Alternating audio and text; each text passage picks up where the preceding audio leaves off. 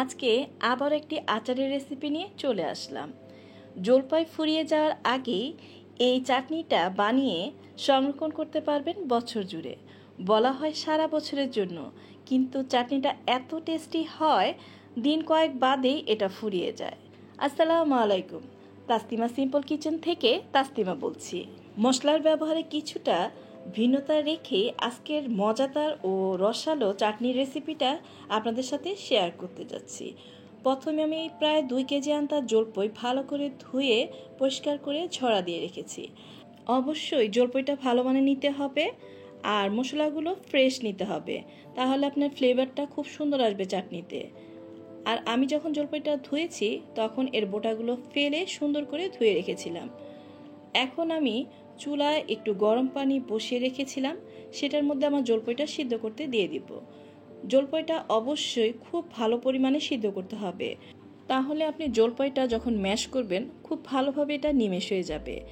আর যদি ভালো করে আপনি সিদ্ধ না করেন, মানে কি বলবো, শক্ত শক্ত থেকে যাবে, তখন আচারটা খাওয়ার সময় ভালো লাগবে না। তাই আমি সাজেস্ট করব খুব ভালোভাবে সিদ্ধ করবেন। আমার তো সিদ্ধ করতে প্রায় 20 মিনিটের কাছাকাছি লেগে গিয়েছিল। যদি একটু পাকা জলপাই হয় সেক্ষেত্রে হয়তো একটু সময় কম লাগবে। আর আমি একটু লবণ দিয়ে ভালো করে মিশিয়ে দিয়েছি যেন আমার জলপাইটা খুব ভালোভাবে সিদ্ধ হয়। যখন আপনার জলপাইটা সিদ্ধ হবে তখন এর কালারটা এভাবে চেঞ্জ হয়ে যাবে, আর এভাবে উল্টে পাল্টে দিবেন যেন ভালো করে জলপাইটা সিদ্ধ হয়ে যায়। দেখেন আমার জলপাইটা সিদ্ধ হয়ে গিয়েছে, মানে এত গরম কিভাবে হাতে নিব। আর জলপাইটা যখন সিদ্ধ হবে তখন দেখবেন ফেটে ফেটে যাচ্ছে, সেই অবস্থায় জলপাইটা আপনি পানি ঝরিয়ে নেবেন। গরম অবস্থায় একটি মেশার দিয়ে এভাবে চাপ দিলেই দেখবেন জলপাইগুলো আলগা হয়ে যাচ্ছে। আপনার বেশি কষ্ট করা লাগবে না, হাত দেওয়া লাগবে না, একটু ভালো করে এভাবে চটকে নেবেন। আর যদি এরকম ম্যাশার না থাকে তাহলে একটি গ্লাস দিয়ে ভালো করে ম্যাশ করে নেবেন। আমি কিছু দানা রাখবো আর কিছু দানা ফেলে দিব, কারণ এগুলোর গায়ে একদমই মাংস নেই, আর যেগুলোর গায়ে একটু একটু মাংস আছে সেগুলো রেখেছি। চুলায় আমি 1 কাপ পরিমাণ তেল দিয়ে দিয়েছি, তার মধ্যে দিয়ে দিলাম রসুন, আমি যে ছেঁচে রেখেছি চিলকা ফেলে সেটা দিয়ে দিয়েছি। শুকনো মরিচ দিয়ে দিলাম 4-5টি, আর 1 টেবিল চামচ দিয়ে দিচ্ছি পাঁচফোড়ন, দিয়ে কিছুক্ষণ এগুলোকে ভেজে নিব। যখন ভাজতে ভাজতে সুন্দর একটা ফ্লেভার বের হবে তখন বুঝবেন যে আপনার ভাজা হয়ে গিয়েছে। এখন আমি সুন্দর একটা কালার আসার জন্য 1/2 চামচ হলুদের গুঁড়া দিচ্ছি আর 1 চামচ মরিচের ফাঁকি দিচ্ছি। দিয়ে এখন আমি ভালো করে মশলাটাকে একটু কষিয়ে নিচ্ছি। এ পর্যায়ে মশলাটা দিলে কি তেলের সাথে মানে একটা সুন্দর কালার আসে। আর আমি যে বলেছিলাম যে আচারটার একটা ভিন্নতা আনবো, সেটা হচ্ছে গুড় ইউজ করবো 500 গ্রাম। 500 গ্রাম গুড় দিয়ে ভালো করে মিশিয়ে নিচ্ছি এই মশলাটার সাথে, যে পর্যন্ত গলে না আসে। আমি অবশ্যই বলবো যে এটার নাম কেন চাটনি, কারণ এটা গুড় দিয়ে বানানো হয়েছে। গুড়টা দেখেন গলে গিয়েছে, কারণ আপনি যদি আচারটা আগে দিয়ে দেন গুড়টা পরে গলতে চাইবে না।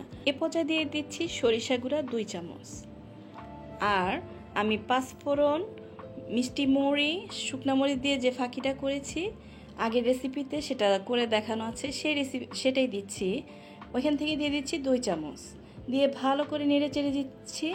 আবার শেষে আমি কিন্তু পাঁচফোড়ন আরও 1 চামচ ইউজ করব। জানি আচারের গ্রানটা খুব স্ট্রং ফ্লেভার হয়, এই কারণে গুড়টা কিন্তু আগে দেওয়ার চেষ্টা করবেন, এই কারণে পরে গুড় গলবে না। আর গুড়টা যখন ভালো করে গলে আসবে তখন আমি আচারটা দিয়ে দিচ্ছি। ম্যাশ করা জলপাইটা দিয়ে ভালো করে নেড়ে চেড়ে মিশিয়ে নিব। চুলার ফ্লেমটা কিন্তু মিডিয়াম টু লো হিটে থাকবে, বেশি জোরে দিলে কিন্তু আপনার আচারটা পুড়ে যাবে, আর আচার পুড়ে গেলে খেতে ভালো লাগবে না। তো এভাবে চুলার ফ্লেমটা রেখে আস্তে আস্তে করে মশলাটা মিশিয়ে নেবেন, কারণ মশলাটা মিশানোর ক্ষেত্রে আপনাকে অবশ্যই সাবধানতা অবলম্বন করতে হবে যেন গায়ে ছিটে না আসে। এটা যেহেতু গুড় দেওয়া, এত সুন্দর একটা কালার আসবে। আস্তে আস্তে এভাবে নাড়তে চাড়তে মিশিয়ে নিতে নিতে দেখবেন লাল কালার হয়ে যাচ্ছে, আর পানি টেনে যাবে, ভাজা ভাজা হবে, খেতেও ভালো লাগবে। পানিটা টেনে গেলে আপনার আচারটা সংরক্ষণ করতেও অনেক সুবিধা হবে, তাই পুরো বছর জুড়েই এই আচারটা খুব ভালো থাকে। আর আমরা আচারটা সংরক্ষণ করার জন্য তো একটু হোয়াইট ভিনেগার ইউজ করবই, সেক্ষেত্রে আপনার আচারটা নষ্ট হওয়ার কোনো সম্ভাবনাই থাকে না। তো এভাবে আস্তে আস্তে করে মিশিয়ে ভালো করে পানিটা টানিয়ে নেবেন। তা আমি এভাবে মিশিয়ে দিচ্ছি, নেড়ে চেড়ে বারবার এদিক সেদিক করে দিচ্ছি যাতে নিচে তলানিতে লেগে না যায়। আস্তে আস্তে পানি টেনে খুব সুন্দর একটা কালার চলে আসছে।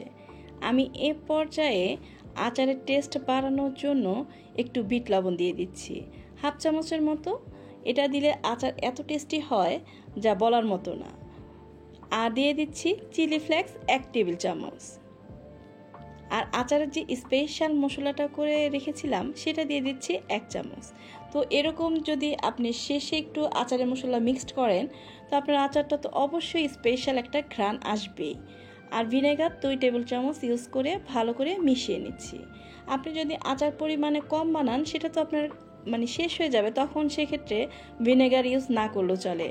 আর কর্মব্যস্ততার এই জীবনে আমরা তো দেখা গেছে আচারটা ঠিকমতো রোদে দিতে পারি না, তাই একটু ভিনেগার ইউজ করি যাতে আমাদের কোনো ভয় না থাকে নষ্ট হওয়ার। তো একটু ভিনেগার আপনি ইউজ করবেন, যে কোনো মুদির শপেই আপনার এই ভিনেগারটা পাওয়া যায়। আর যদি আপনার বাসায় রোদ আসে, কড়া রোদে যদি আপনি দিতে চান সেক্ষেত্রে ভিনেগার অ্যাভয়েড করতে পারেন। আর আমি যেহেতু লবণ দিয়ে সিদ্ধ করেছিলাম জলপাইটা, তাই লবণ আমি ইউজ করিনি, এ পর্যায়ে একটুখানি দিলাম যাতে আমার ব্যালেন্সটা ঠিক থাকে।